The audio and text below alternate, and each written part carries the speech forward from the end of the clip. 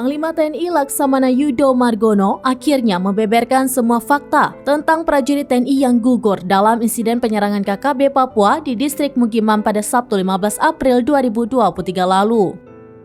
Mengutip poskupang.com, fakta-fakta tentang kontak tembak dengan anggota KKB Papua tersebut disampaikan Yudo kepada awak media pada Rabu 26 April 2023. Yudo mengatakan semua prajurit yang gugur dalam kontak tembak dengan kelompok kriminal bersenjata di Mugimam itu semuanya sudah ditemukan. Tidak hanya prajurit TNI yang gugur dalam serangan KKB tersebut, bahkan para prajurit yang terluka juga sudah dievakuasi seluruhnya dari lokasi kejadian. Lanjut Panglima Yudo, para prajurit yang gugur sudah dipulangkan ke keluarga dan dimakamkan.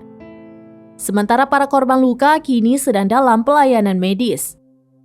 Informasi tentang hal itu disampaikan Panglima TNI Yudo Margono seusai rapat koordinasi bersama Wakil Presiden dan sejumlah menteri, serta kepala lembaga negara di Istana Wakil Presiden Jakarta pada Rabu 26 April 2023. Yudo menegaskan bahwa sampai saat ini tidak ada prajurit yang belum ditemukan, semuanya sudah ditemukan.